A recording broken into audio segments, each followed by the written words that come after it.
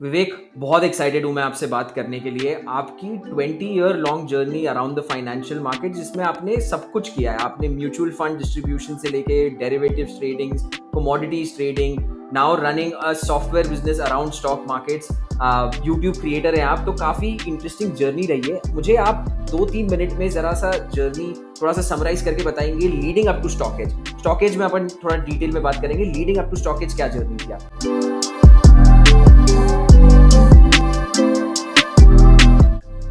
सबसे पहले chartered accountancy complete किया और सीए करने के बाद में तो अकाउंट्स, ऑडिट, टैक्स के जो जॉब है वो बहुत ऑब्वियस से होते हैं।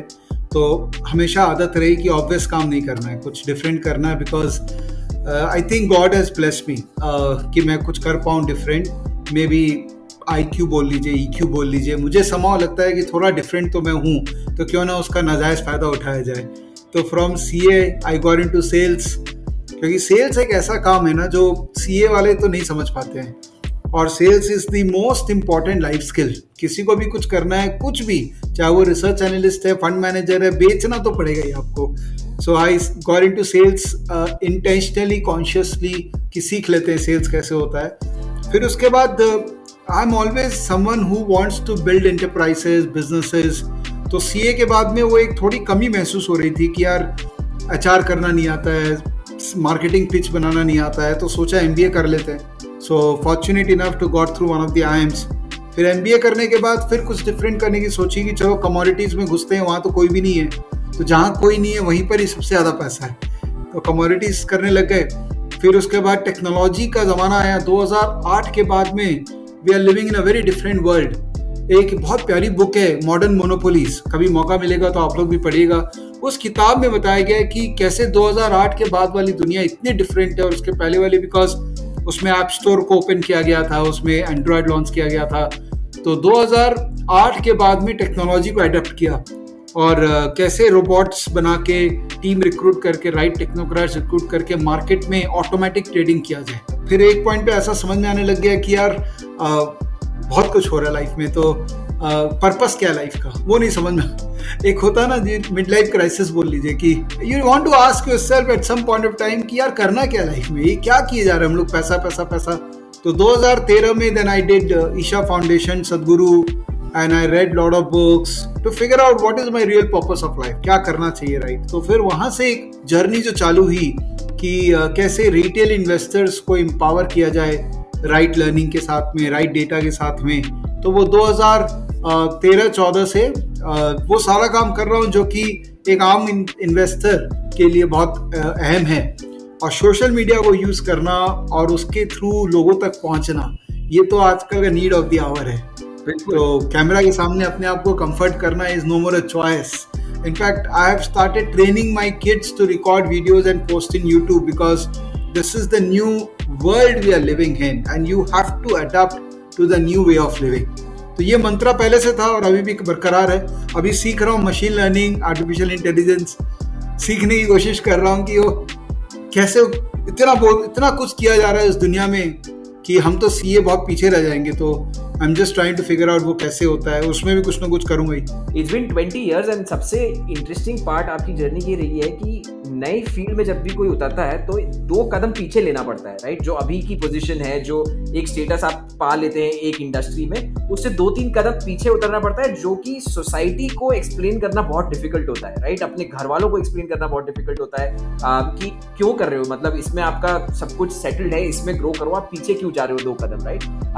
वो डिसीजन आपने 2-3 बार ही लिया है लाइफ में, right. B it mutual fund industry को, या वो सेल्स की जॉब को छोड़ना, कमोडिटीज में जाना, डेरिवेटिव्स में जाना, सब कुछ छोड़ के एक टेक प्रोडक्ट पे फोकस करना, यूट्यूब क्रिएटर बनना। वो कहाँ से आता है? What is that thought process की नहीं 2 कदम पीछे लेते हैं टू ट्राई समथिंग न्यू? अरे एक तो जब आपका पेट भरा हुआ रहता है ना, तो आप वो 2 कदम पीछे ले सकते हैं।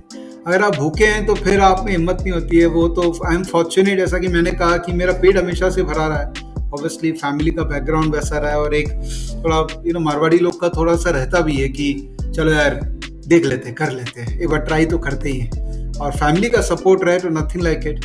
परेशान तो बहुत रहती है फैमिली, स्पेशली इमीडिएट फैमिली में वाइफ है, बच्चे हैं, परेशान बहुत रहते हैं कि क्या इसका ख़त्म नहीं होता है। But that's okay. After a point of time, everyone feels good about the initiatives which is adding value and impact in the society. वो सबसे ज़्यादा valuable आज की डेट में. पैसा उतना अब मेरे लिए ड्राइवर नहीं है. अब मेरे लिए ड्राइव ये करता है कि जब मैं I get emails from people with such kind of emotions कि बहुत अच्छा फील होता है कि चलो at least I'm in the heart of if not lakhs, a million people कि लोग पसंद करते हैं, तो that is more than enough. सबसे बड़े जो बिजनेसेस बने हैं वो हमेशा वैल्यू फोकस्ड रहते हैं, राइट? उनके फाउंडर से जब भी बात करो तो बोलते हैं कि वो पैसे का मोह थोड़ा सा हट चुका है. My focus is now value कितनी मैं क्रिएट कर सकता हूँ, कितना इम्पैक्ट क्रिएट कर सकता हूँ, right? And that is what you trying to do with StockEdge. But 2013-14 में retail investor stock participation was very low, right? उस टाइम पे भी ये जो अभी पिछले 2-3 सालों में जो बूम आया है with millennials getting into it, more young people getting into it, उस टाइम पे वो रिटेल पार्टिसिपेशन फिर भी बहुत लो था. आपका थीसिस क्या था स्टॉकेज चालू करने का? आप क्या अटेम्प्ट करने की कोशिश कर रहे थे उसमें? रिटेल पार्टिसिपेशन बहुत लो था. मैं ब्लूमबर्ग यूज कर रहा था पिछले 12-13 साल से, और मैं बहुत डाई हार्ड फैन हूँ माइकल ब्लूमबर्ग का, क्योंकि उन्होंने ब्लूमबर्ग चालू किया 39 ईयर की एज में, जब वो सोलोमन स्लिप से मूव आउट कर गए थे, और कैसे उन्होंने एक पीस से इतना बड़ा मेहनत इकोसिस्टम क्रिएट किया. तो मैंने उनका बुक पढ़ा, ब्लूमबर्ग बाय ब्लूमबर्ग, इतना इम्प्रेस हुआ मैं उनसे. तो कहीं ना कहीं वो एक ट्रिगर पॉइंट था कि मुझे लगा कि यार इतना अच्छा काम किया उन्होंने इंस्टीट्यूशंस के लिए, एक छोटे रिटेल इन्वेस्टर के लिए तो किसी ने कुछ नहीं किया अभी तक. जो भी किया ब्रोकर्स ने किया. ऐसा नहीं है कि मैं बोलूंगा कि सारे ही ब्रोकर कुछ भी नहीं करते, किया ब्रोकर लोगों ने, मीडिया ने किया, बट हम सब जानते हैं कि कितना हुआ. किया सबने, बट हुआ क्या वो हमको पता है. तो 2013-14 के बाद से लगा कि यार थोड़ा और बेटर तरीके से किया जा सकता है काम. मैं अपनी लाइफ में मैंने कभी किसी के काम को खराब नहीं बोला. Everyone is trying to do honest effort, but मुझे लगता है मैं उससे बेटर कर सकता हूँ, इसलिए मैंने एफर्ट ले लिया और कुछ तो पहुंच ही गए यहाँ तक. मेरे को थोड़ा सा वैल्यू चेन के बारे में समझाइए, जहाँ पर स्टॉकेज फिट होता है. वो वैल्यू चेन 2013 से पहले क्या थी? व्हेन रिटेल इन्वेस्टर अगर कोई स्टॉक खरीदना चाहता था तो वो कैसे डिसीजन लेता था, कौन वो डिसीजन इन्फ्लुएंस करता था, एंड उसके बाद आप बताइए कि स्टॉकेज उसमें कहाँ फिट होता है. सो मैंने आपको जो बुक बताया मॉडर्न मोनोपोली, ये मैंने पढ़ी थी. वही 2013 का जो पीरियड था ना, उसमें मैंने बहुत किताबें पढ़ी और बहुत अपने आप को एक्सपोज किया नई चीज़ों में. तो उस बुक में उन्होंने क्या कहा कि एक तो डिमांड सप्लाई मोनोपोलीज होता है और एक सप्लाई साइड मोनोपोलीज होते हैं. तो 2008 के पहले सप्लाई साइड मोनोपोलीज का डोमिनेंस था दुनिया भर में.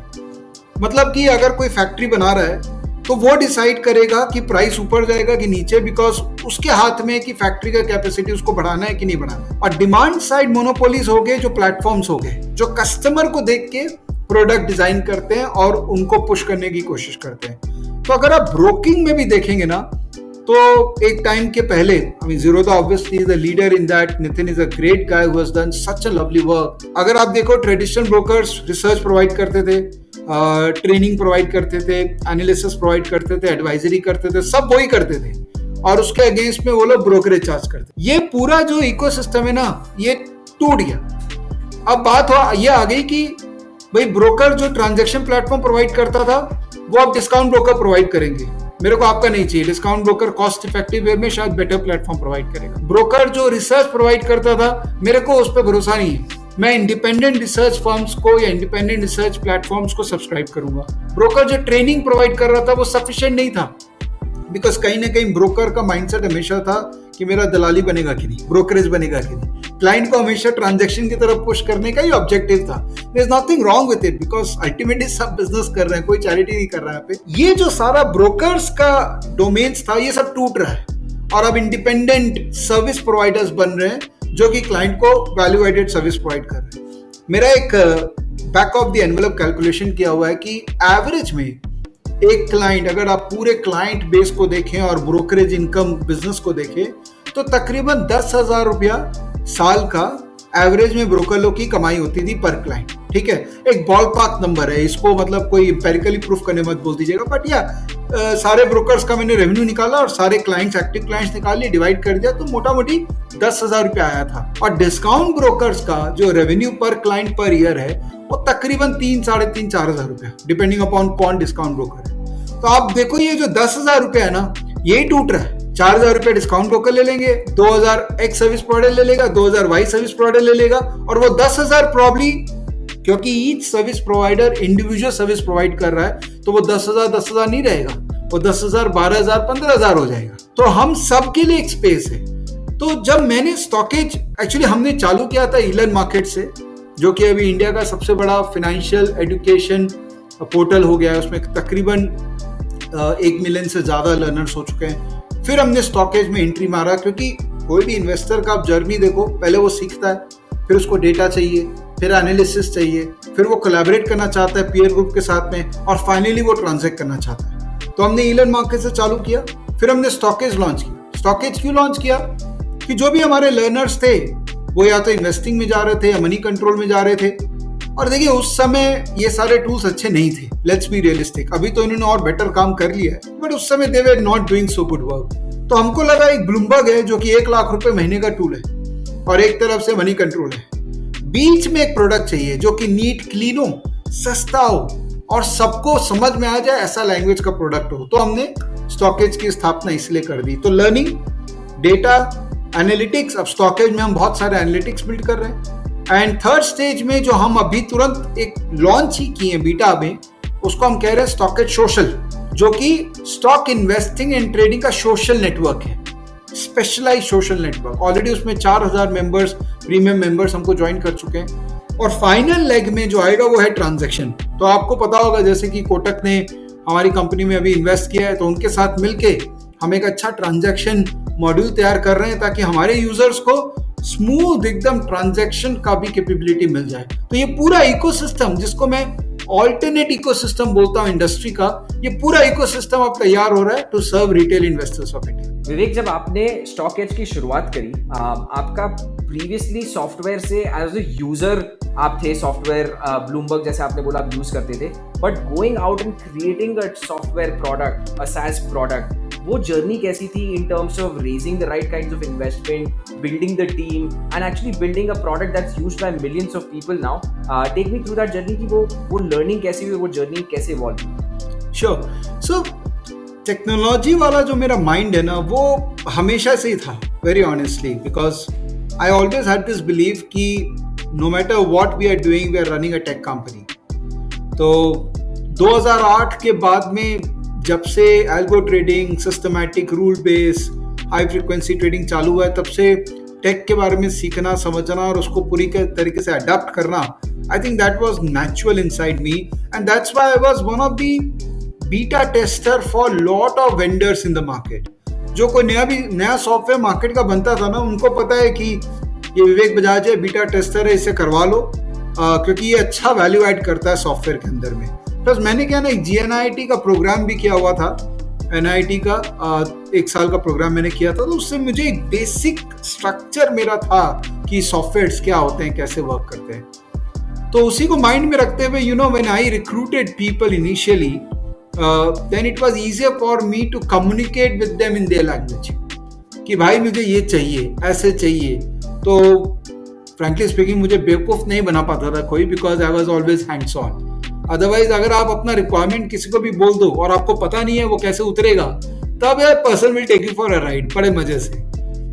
Other thing was that I was blessed to have a friend, school friend, in fact class 1 से हम लोग साथ में, किंडरगार्टन इस लेवल से हम लोग साथ में। He is also chartered accountant, Vinay Pagaria, but उसके खून में सॉफ्टवेयर है। वो पिछले 15 साल से सिर्फ सॉफ्टवेयर ही डेवलप किया है, चाहे वो CA। एक मिसकंसेप्शन है हम लोग के माइंड में कि CA है तो अकाउंट्स ऑडिट टैक्स करेगा। Where people don't understand, CA qualification is so powerful. It inculcates a habit of doing certain things in a certain manner, which is much more disciplined, much more structured. Because CA में everything is एकदम कागज कलम है कि भैया ये ऐसे होगा तो ऐसे ही होगा। तो वो हमको इतने अच्छे से तैयार कर देता CA qualification कि we can use that habit in any other futuristic working. So software development was not at all a tough exercise for me way back that time. But अभी पिछले 2 साल से जो सॉफ्टवेयर डेवलपमेंट हो रहा है, that is mind boggling. I think very honestly I was not expecting that software will develop so fast, so dynamic, new languages have come so fast. उस समय हम लोग को लगता था यार ठीक है, विजुअल बेसिक सीख लिया, C++ सीख गया तो आप तो कुछ भी मचा देंगे. बट अभी जो नए लैंग्वेजेस आ रहे हैं, all those I don't remember most of these terms. I keep on talking to Vinay. Every month we will sit with the review discussion and he will tell, अरे पता है ये release हो गया, नया language release हो गया. And it becomes difficult for people like us to digest. So in that category, obviously finding out right talent, retaining them, motivating them, it's a challenge which entrepreneurs like us have started feeling. Because we are not from hardcore tech background, so from now on it will become quite difficult unless we get the right team of people.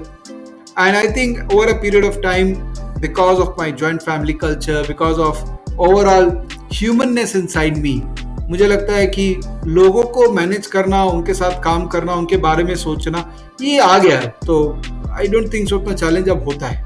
Correct. I think software में आप एक और चीज़ जो मैं काफ़ी entrepreneur से जब मैंने बात करी कि because of so much venture capital money जो इस इंडस्ट्री में आ गया है, the salaries have inflated significantly and what a lot of these so called bootstrapped entrepreneurs जो थोड़ा फ्रूगल मेंटालिटी के साथ चलते हैं, वो एक उसमें चले गए हैं कि आप फ्रेशर्स हायर करो और उनको ट्रेन करो because they tend to be more loyal, they tend to stick around longer and you get to teach them the way this organisation functions rather than getting somebody experienced, making them unlearn a few things and learn how this organization functions. Is that something that you've also used? So I come from that old school thought where creating a profitable, sustainable enterprise, ये हमारा objective था. क्योंकि CA में यही पढ़ा हम लोग और एमबीए के अंदर में भी टीचर ने यही पढ़ाया था कि भैया प्रॉफिट होगा तभी वैल्यू क्रिएट होगा. अभी लास्ट कुछ सालों से ऐसा हो गया कि the more you have lost the higher is the valuation of your company. So even people like me will have to come back to the reality and start rethinking a new strategy. So yes, अभी तक तो कुछ और चल रहा था, but अब हम लोग भी अपना thought process को change कर रहे हैं and we are also getting into, if not to the extent of what other people are doing, but at least that love for profit has got reduced. Now the love is for revenue and growth. Interesting. Revenue और growth पे आते हैं. जब आपने शुरुआत में stockage की शुरुआत करी, लेट्स से आपने जैसे बोला प्रोडक्ट डेवलप हो गया, उसको डिस्ट्रीब्यूट कैसे किया? How did you take it to the retail investors? I think we are blessed that it happened on its own. Thank God उस समय WhatsApp में 5 forwards का restriction नहीं था and the product was good, so people just used to forward it to everywhere because I think there was a placid need of, हमारे तरह की product की नीड थी, तो वो वायरल काफ़ी जल्दी हो गया. और एक बार क्रिटिकल ऑडियंस आ जाता है तो उसके बाद कंपाउंडिंग का इम्पैक्ट आता है और अपने आप ही फिर वो प्रोडक्ट चलता है. सो हमने मार्केटिंग पे कभी उतना नहीं स्पेंड किया. अब हम कर रहे हैं क्योंकि अब हमको करना पड़ेगा. As I said, the love is for revenue and growth now, not for profit necessary. तो अब हम भी खर्चा कर रहे हैं ताकि जितने लोगों तक पहुंच सके, जितना फास्ट पहुंच सके. समवन टोल्ड मी, बहुत अच्छी बात उसने मुझे कही 2-3 दिन पहले कि the cheapest thing right now available is money and the most expensive thing right now is time. तो ट्रेड ऑफ तुम्हारे पास है कि तुम अभी पैसे के लिए सोचेगा कि तुम समय बचाने के लिए सोचेगा. तो अभी मैं समय बचाने में लगा हूँ, तो doing all kind of things to make sure that we grow fast. Interesting.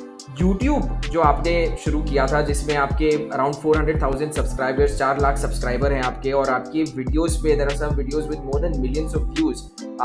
How was that as a distribution strategy? उसका थॉट प्रोसेस क्या था यूट्यूब क्रिएटर बनने का, and how has that impacted your StockEdge business? तो मैंने सबसे पहले YouTube चालू किया था मेरे बिजनेस का YouTube चैनल इलन मार्केट्स का. एंड वहाँ पर हमने एक कैप्सूल चालू किया कि हम इंटरव्यू लेंगे सक्सेसफुल लोगों का, या जो अच्छे लोग हैं जो अच्छा काम कर रहे हैं मार्केट में उनका, not necessarily experts but normal आदमी भी जो मार्केट में अच्छा कर रहा है. तो मेरा एक फेस टू फेस सीरीज है जो मैं इलन मार्केट्स के यूट्यूब चैनल में चलाता हूँ. उसमें तकरीबन 110 वीडियो मैंने रिकॉर्ड किए हैं and all very very effective and powerful videos. पर जब मैं वो कर रहा था मुझे रियलाइज हुआ कि ये तो होगी उनकी बात जो मैं लोगों तक पहुंचा रहा हूँ, बट मेरी बात मैं कहाँ पहुंचा रहा हूँ?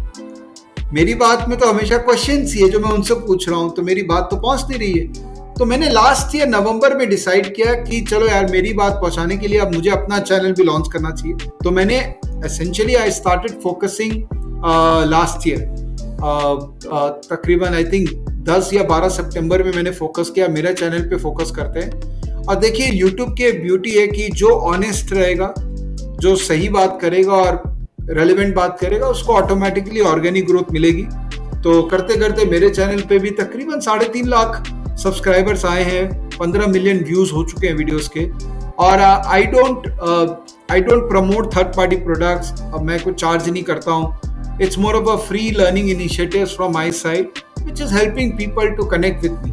Correct. एक और चीज about the StockEdge business, दो प्राइसिंग मॉडल आपने डिसाइड किया जिसमें एक फ्रीमियम मॉडल आप जो डिसाइड किया जिसमें 90% ऑफ द फंक्शनैलिटी आपने फ्री में दी है and only 10% of the functionality is paid, उसका क्या थॉट प्रोसेस था? जैसा कि देखिए, अगर आप इंडियन मार्केट का स्ट्रक्चर को समझें तो एक कैटेगरी है रेड इन्वेस्टर्स, जिनको मैं बोलता हूँ, जो उसके तकरीबन 7 करोड़ लोग हैं। जो 7 करोड़ लोग मार्केट में किसी न किसी ब्रोकर के यहाँ पे अकाउंट खोल रखे हैं और जरूरी नहीं है कि वो एक्टिव है। वो 7 करोड़ में से तकरीबन 2 करोड़ लोग जो हैं उनको मैं बोलता हूँ पर्पल इन्वेस्टर, जो कि एक्टिव है, मतलब 6 महीने में एक बार ट्रेड किए हैं, एक्टिव इन्वेस्टर्स हो गए। और जो तीसरा कैटेगरी है जिसको मैं ग्रीन इन्वेस्टर बोलता हूँ, जो तकरीबन 50 लाख से 70-75 लाख है, जो लार्जली अभी डिस्काउंट ब्रोकिंग के थ्रू कनेक्टेड है मार्केट में, मे बी 1 करोड़ हो गए होंगे अब, वो ग्रीन इन्वेस्टर्स है, वो मतलब हाइपर एक्टिव है। तो जो 7 करोड़ लोग हैं उनके लिए फ्री है, क्योंकि उनको सबसे पहले तो उनको मार्केट में आना है, थोड़ा एक्टिव होना है, right.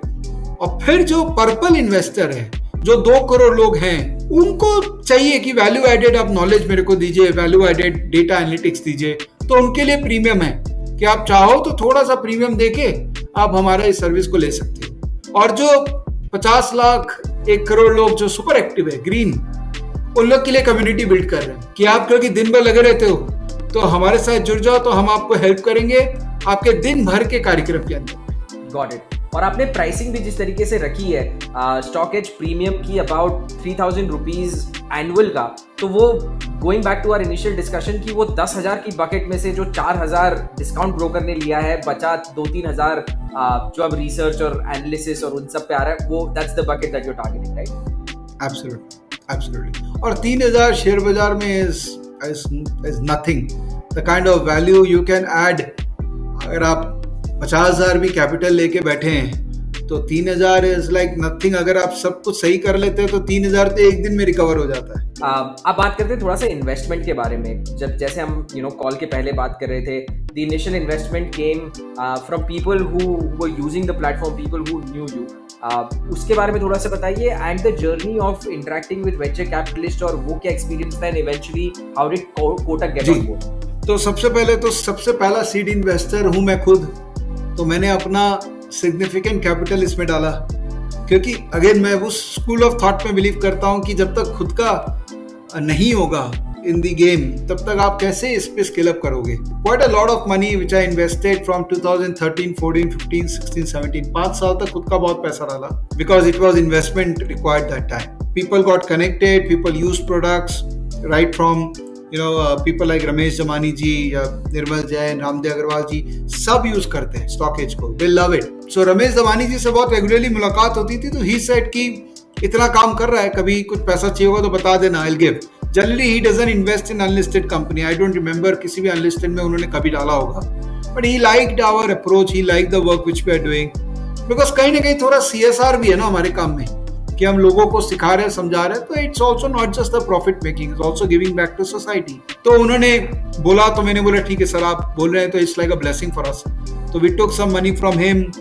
There is a founder of India Mart, Mr Dinesh Agarwal, he invested small capital. All these guys are users of our product, who invested in us way back in 2018। अब 2018 के बाद से हम वापस से लग गए प्रोडक्ट डेवलप करने में और बेटर करने में, रेवेन्यू निकालने में। तो 2 साल 3 साल तो ऐसे निकल गए, क्योंकि इतना काम था और पैसे हैं। लेकिन अब ठीक है, पैसों को या तो आप एग्रेसिवली बर्न करो, या आप पैसे को यूज करो बिजनेस क्रिएट करने के लिए। तो हम उसको यूज कर रहे थे बिजनेस क्रिएट करने के लिए। तो कभी वैसा फील नहीं हुआ कि हमको बहुत ज्यादा पैसे चाहिए बहुत फास्ट ग्रो करने के लिए। वो तो हमने लास्ट ईयर 2020 में, हमको जब कोविड में अच्छा ग्रोथ मिला, देन वी रियलाइज कि अरे we could have taken more money and we could have grown much faster than what we have done. Then we started approaching some VCs, and VCs, देखिए pre covid VC का approach toward stock market startups and post covid approach is very different. Pre covid में किसी भी VC के पास जाता था, उनका एक ही जवाब था कि मार्केट छोटा है, और मैं उनको बोलता था कि हाँ छोटा है, अभी है तो बड़ा होगा, उसी का तो फायदा उठाना है. अगर बड़ा होने के बाद उतरूंगा तो आप बोलोगे मार्केट ऑलरेडी बड़ा है, बहुत लोग आ गए. तो दोनों तरफ की बात हो गई. बट ठीक है, I approach few once and I have taken that feedback. फिर मैंने बंद कर दिया अप्रोच करना, कि मुझे लगा मैं प्रॉफिट बनाता हूँ. And last year we made profit. Every month we were growing as well as making profit. So we were happy doing that. In the meanwhile, Kotak approached and they said that we want to integrate you with us in some form, because जो हम कर रहे हैं वो नहीं कर रहे, और जो वो कर सकते हैं वो हम नहीं कर सकते. इतना बड़ा उनके पास बैंक बैकग्राउंड है, अगर उनको लेंडिंग देना होगा तो ऐसे दे देंगे, और हमारे पास तो पैसे ही नहीं है, तो हम किसी को कोई भी लेंडिंग ओरिएंटेड काम करेंगे तो हम कर नहीं सकते. तो हमको लगा इट्स अ गुड आइडिया. बाकी कोटक क्योंकि ब्रांड इतना बड़ा है, लोग अच्छे हैं. एक टाइम पे Uday Kotak was like ideal for us when we were studying, कि यार उदय कोटक का इतना सा बन जाएंगे तो बहुत बड़ी बात है. He is such a phenomenal guy. तो हमको मौका मिला, तो हमने एक बहुत ही नॉमिनल रेट पे उनको ऑनबोर्ड किया. They took under 10% stake in the company. So they are minority investors in our company and we are exploring synergies to work together, and we are still an independent company and we will work with other brokers also. Kotak is just an anchor for us and it allows us to work with other brokers for all kind of exercise. तो क्या आगे future की अगर बात करें stock as की, is the plan to now work with other brokerage providers, other brokers as you said, and get in that angle of education वाला जो एंगल है और एनालिटिक्स वाला जो एंगल है वो स्टॉक एज प्रोवाइड करेगा. आप इंफ्रास्ट्रक्चर प्रोवाइड करिए ट्रेड करने के लिए, लेंडिंग करने के लिए, मार्जिन ट्रेडिंग करने के लिए. Absolutely, bullseye. And not just stock brokers. I mean, we will work with insurance companies. We will work with. Today only I had a presentation from someone who is running crypto exchange. तो मैं समझने की कोशिश कर रहा था ये भला क्या है, कैसे इन्वेस्टर को वैल्यू ऐड करेगा, नहीं करना चाहिए, करना चाहिए. तो basically everything which I believe is required to serve retail investor community of India and Bharat, India and Bharat, because अब रिटेल इन्वेस्टर इंडिया का मतलब डिफरेंट माइंडसेट वाला है, और भारत का जो है वो हिंदी समझता है, वो रीजनल लैंग्वेज में बात करता है. तो वहां तक कैसे पहुंचे और सबको एक अच्छा प्लेटफॉर्म दें ताकि सब अनबायस्ड न्यूट्रल वे में काम करें.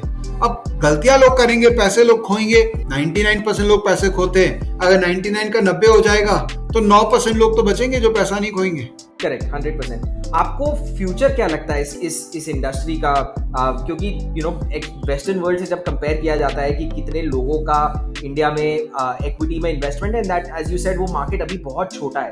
अगर एब्सोल्यूट परसेंटेज नंबर्स में बात करें, right, the population of India versus the people who are investing in stock markets, कैसे लग रहा है वो ग्रोथ कैसे आएगी?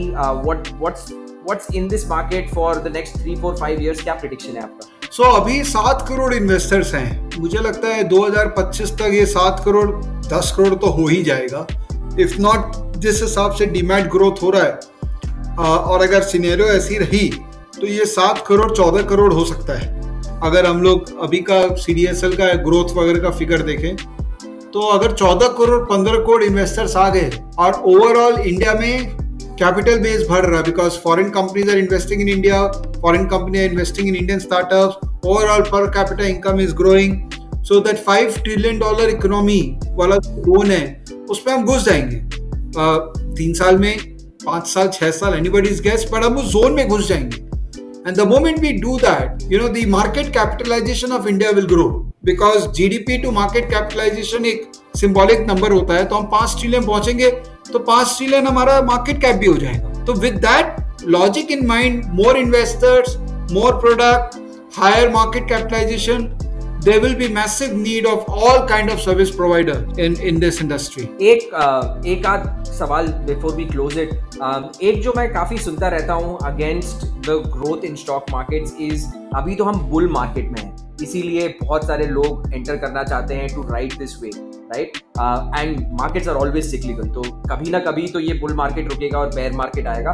Do you see the retail investors are savvy enough to ride the bear market also, or do you think that will have a significant impact in the growth numbers? देखिए ये retail investor का number का growth story भी ऐसे ही work करता है, ऊपर जाएगा, फिर उसमें से कुछ लोग कमजोर दिल वाले निकल जाएंगे, फिर नए लोग आएंगे, ऊपर जाएगा, फिर कमजोर दिल वाले निकल जाएंगे। तो वो आप सोच ही लो कि वो 20 25 30% जनता जो है जो आई है वो जाएगी, क्योंकि उनके पास उतना स्ट्रांग हार्ट भी नहीं है, ना उनके पास पैसे हैं। वो गेम खेलने आए हैं और शायद वो ठीक से खेल नहीं पाएंगे तो वो निकल जाएंगे। लेकिन बेस तो बढ़ेगा, 2 करोड़ से 5 करोड़, 5 करोड़ से 7 करोड़, 7 करोड़ से 10 करोड़, तो ये बेस तो बढ़ेगा। उसमें तो कुछ लोग इनएक्टिव होकर निकलते जाएंगे, but overall 15 crore, 14 crore, 20 crore investors over a period of से 10 years फ्रॉम हेयर ऑन वो दिखता है। 2030 तक I think will be a very mature market. अभी भी एफ का डिपेंडेंसी इंडिया में इतना कम हो गया है, एफ बेचते हैं फिर भी मार्केट नहीं करता है क्योंकि रिटेल खड़ा है लेने के लिए। तो I think India story is here now. Indian businessman पे जो एक फेथ होना चाहिए, हम अपने पैसे को इंडियन बिजनेसमैन को नहीं देना चाहते, हम गोल्ड में रखना चाहते हैं, हम क्योंकि हमको डर लगता है कि ये देंगे शेयर बाजार में, इससे पैसा लगता है। तो that whole mindset is getting change now. We all trust our new entrepreneurs, we won't mind parking money with Zomato, we won't mind parking money with Paytm money, because we trust our entrepreneurs that yes, these are new gen entrepreneurs willing to do a lot of new things, so we want to back them. तो आने वाला 10 साल बहुत exciting है sir, extremely exciting. Completely agreed, and I think in a way stockage helps जो जितने लोग निकलने वाले थे मार्केट में, hopefully if they do it the right way वो लोग नहीं निकलेंगे, राइट। तो वो ड्रॉप को एक्चुअली टेक्निकली अगर देखा जाए तो आप वो स्टॉप करते हैं कि उतना ड्रॉप नहीं हो and people take the right decisions. एक question before we end it, इसीलिए मैंने 20-25% बोला ना, नहीं तो पहले 80% होता था ड्रॉप। That's true. एक आखिरी question before we close it out, आपका relationship with money, how has that evolved from as a young graduate back in 2011 2001, made some money in derivatives market, made some money in commodities market, now made profits in this. How has your relationship with money changed over a period of time? I think pretty much the same what probably others will witness. पहले मुझे याद है कि जब college में थे तो लक्ष्मी मित्तल जी हमारे जेवियर्स कलकत्ता से पढ़े हुए, तो एक बार उनका स्टेटमेंट आया कि 5 करोड़ के ऊपर सब बराबर है, कोई फर्क नहीं पड़ता है, 1000 करोड़ है, 100 करोड़ है, 5 करोड़ के ऊपर खाओगे तो वही। तो अब वो 5 करोड़ हो गया 25 करोड़, 25 करोड़ के ऊपर सब बराबर है, doesn't make much of a difference. So, but obviously the first 1 crore is so tough to make, extremely tough to make. But once you have that 1 crore, then the power of compounding starts doing the magic.